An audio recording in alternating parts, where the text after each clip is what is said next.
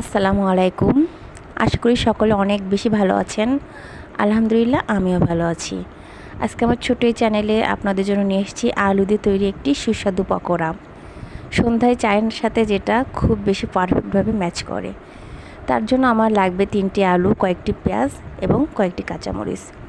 কাঁচামরিচটা অবশ্যই যে যার স্বাদ অনুযায়ী দেবে, কারণ অনেকে ঝাল বেশি পছন্দ করে অথবা অনেকে কম পছন্দ করে। তো আমি আমার আলুগুলো সুন্দরভাবে আগে পিলার দিয়ে ছিলে নিচ্ছি এবং পেঁয়াজের খোসাগুলো ছাড়িয়ে নিচ্ছি। এই সকল উপকরণ সব কিছু আমি খোসা ছাড়িয়ে নিয়ে ভালো করে পরিষ্কার পানি দিয়ে ধুয়ে নেব। ব্যাস, আমার এগুলো সব পরিষ্কার পানি দিয়ে সুন্দরভাবে ধোয়া হয়ে গিয়েছে। এগুলো আমি একটি পরিষ্কার পাত্রে তুলে নিচ্ছি। এবারে একটি গ্রেটার মেশিন দিয়ে আমি আলুগুলো গ্রেট করে নেব। ছোট অংশটা না, একটু মোটা অংশটা দিয়ে আমি এগুলো গ্রেট করব, যাতে আলুর একটু হলেও মোটা আসে।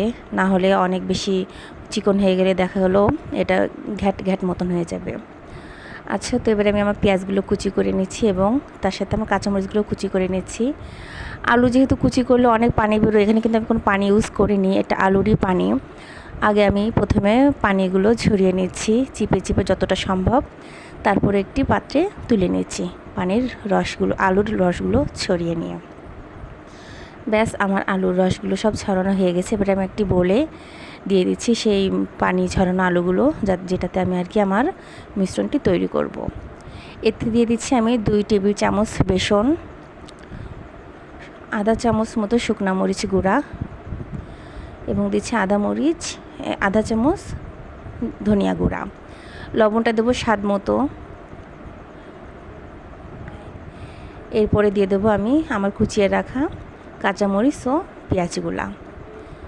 এতে স্বাদ বাড়ানোর জন্য আমি দিচ্ছি একটি ম্যাগি ম্যাজিক মশলা।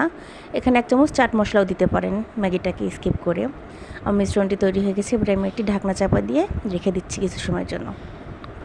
প্যানের তেলটা গরম হয়ে গেছে। এবার আমি আলুর এইভাবে শেপ করে আমি বিসমিল্লাহ বলে দিলে আলুর পকোড়াটা ছেড়ে দিচ্ছি। এভাবে একে একে আমি সকল পকোড়াই দিয়ে ভাজা শুরু করে দেব। আমার দেওয়া হয়ে গেছে মোটামুটিভাবে 1 প্যান ভরে পকোড়া দেওয়া হয়ে গেছে। এবার এগুলোকে আমি প্রথমে ফ্রাই করে নেব, বাকিটা পরের বারে। পকোড়াগুলোর এক পাশ কিন্তু সুন্দর লাল হয়ে এসছে। আমার এক পাশটা ভাজা হয়ে গেছে এবং আমি উল্টিয়ে দেবো। এটা একটু সময় নিয়ে করতে হবে, না হলে ভিতরটা কাঁচা থেকে যাবে আর উপরে কালার চলে আসবে, তখন আর কিন্তু খেতে ভালো লাগবে না, ভিতরটা কাঁচা থেকে যাবে। তাই ভাজাভুজির কাজটা একটু সময় নিয়ে ধৈর্য সহকারে করতে হবে। ব্যাস, আমার পকোড়া ভাজা হয়ে গেছে এবং আমি একটি পাত্রে তুলে নিয়েছি। এবার গরম গরম পকোড়া পরিবেশন করে খেয়ে মজা নেওয়ার জন্য প্রস্তুত।